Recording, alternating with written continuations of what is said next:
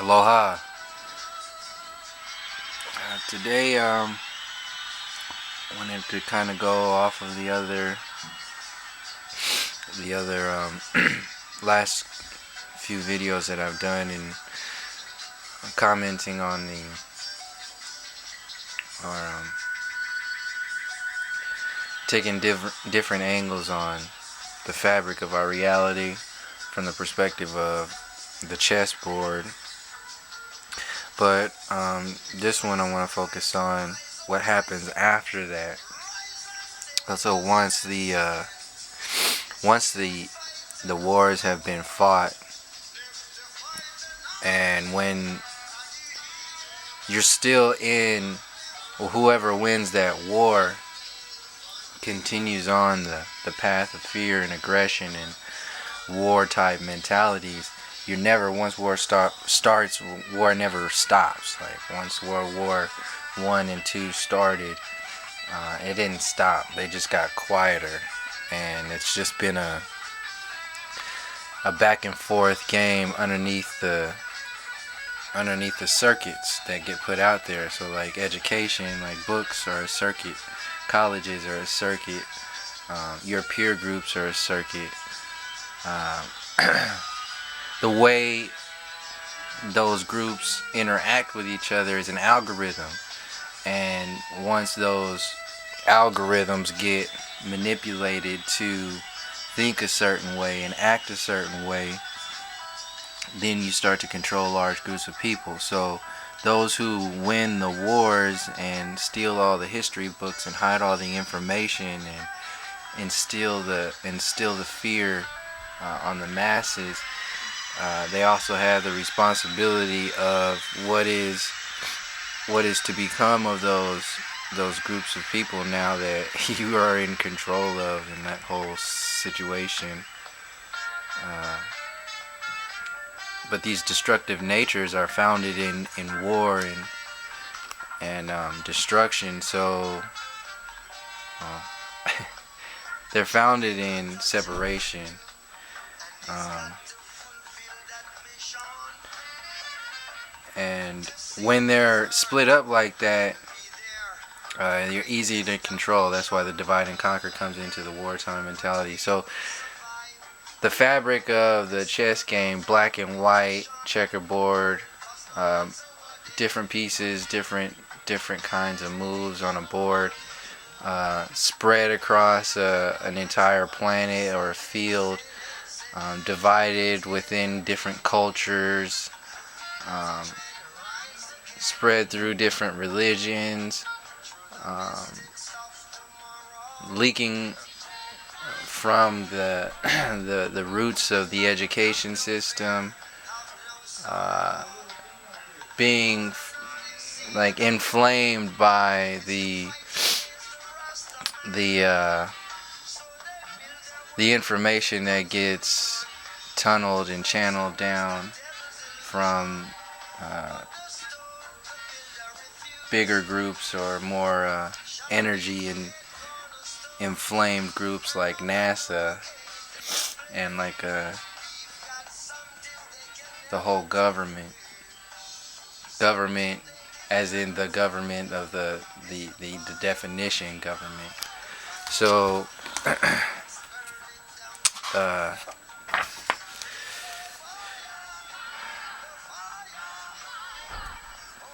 yeah. See, there is that fire. There's that fire that exists within humanity that gets dampered and flooded a lot of the times to keep the control grids going. And today is no exception. So when you hear President Obama talking about wanting to get your kids earlier, talking about trying to get get the kids at 3 years old in preschool and some kind of universal preschool, and then kind of put some icing on the cake with mentioning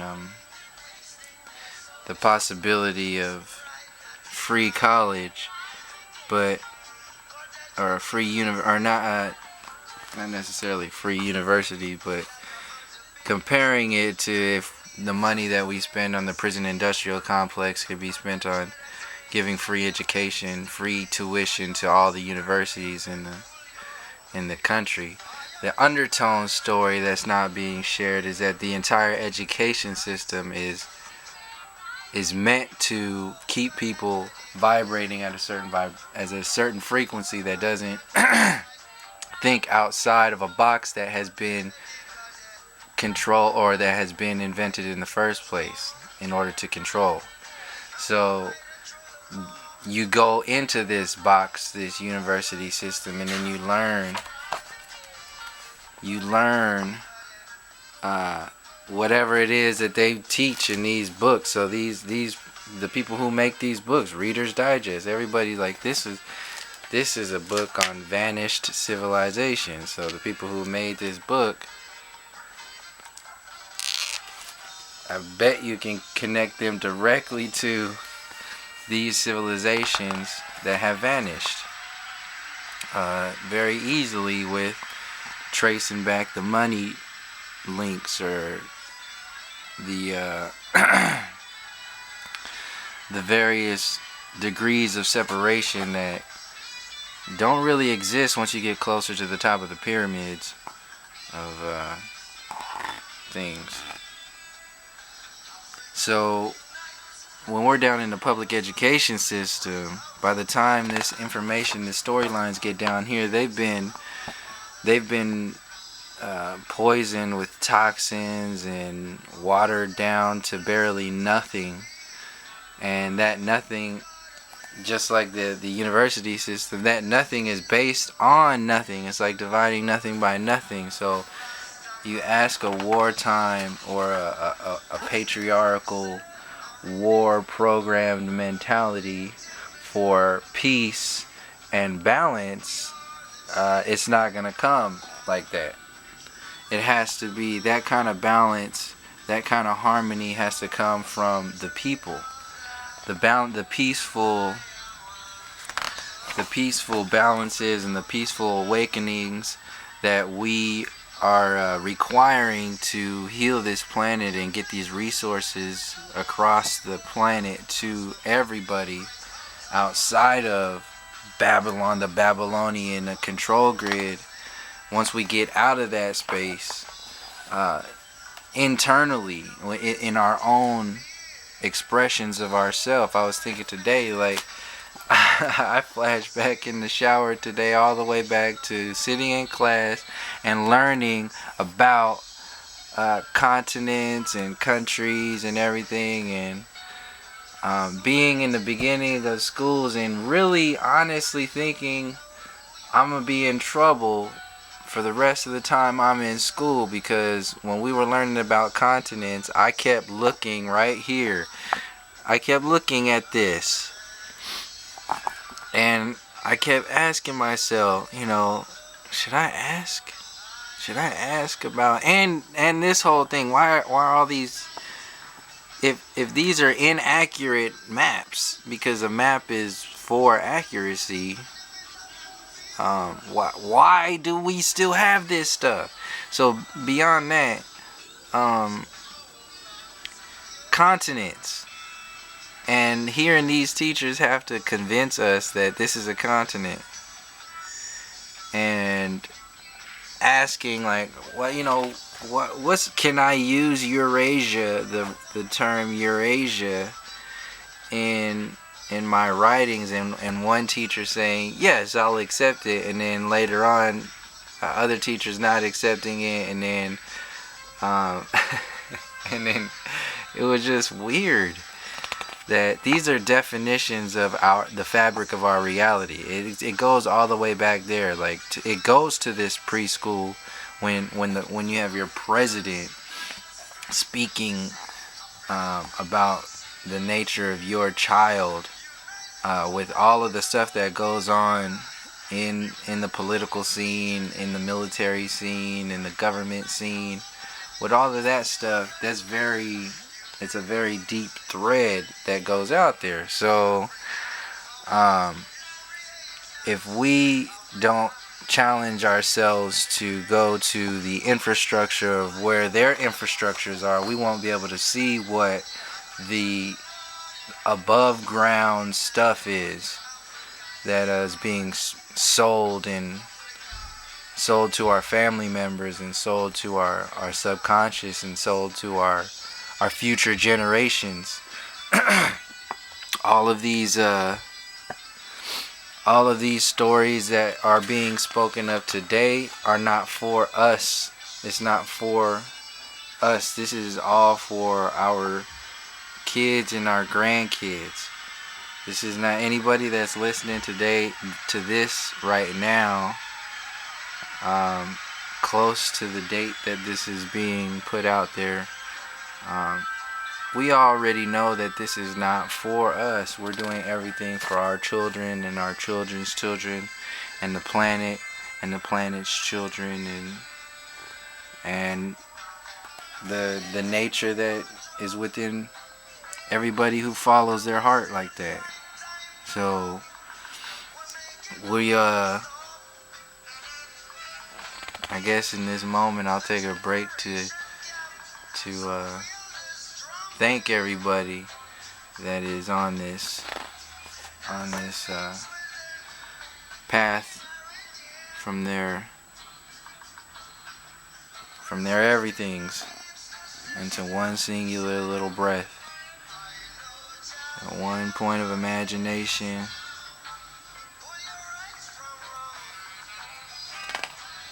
all the way out. Yeah. Because it's tough. Sometimes we're tough. And sometimes we don't sit back and take a moment to recognize it. And just take a break. There's so much out there going on. But yeah. So thank you.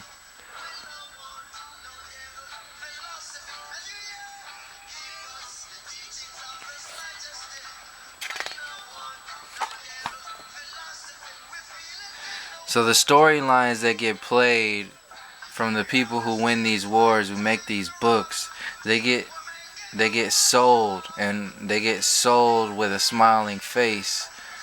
That's what the whole political game is. That's what the whole education system is. The university system is. There's people who volunteer themselves in between the next generation and the old generation to sell these stories, and they say, "Oh, it's okay. I'll be a part of it." Just like Hollywood and the checkerboard reality, the fabric of that reality. There's people who are aware of some information and aware of not much aware of the other layers of the chess games that are being played. But everybody is aware of themselves from their higher selves. So everybody, that's the balance of this whole mass of individual oneness. Individuals oneness, yeah. And the whole. So all these stories, yeah, all this stuff that doesn't get told is not just because of whatever is put out there. It's mostly because they're dots that the people in control now don't want other people to start connecting, to unravel stories that unravel their illusions of control over the masses. So that energy gets funneled underneath the British Museum, underneath military bases, the energy portals that are that NASA and the Vatican and the government builds on top of these vortices to access this energy or harness this energy or harness these portals for whatever kind of use that they choose. But this is kind of like a dampening, a dampening or a hampering on the entire energy fields of humanity and the planet. So there's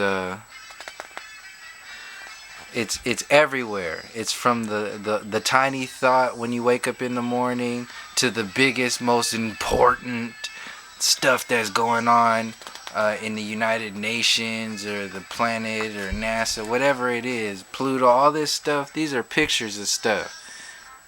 If they didn't go to the moon, then they also didn't do a lot of things like the main stuff that they put out there.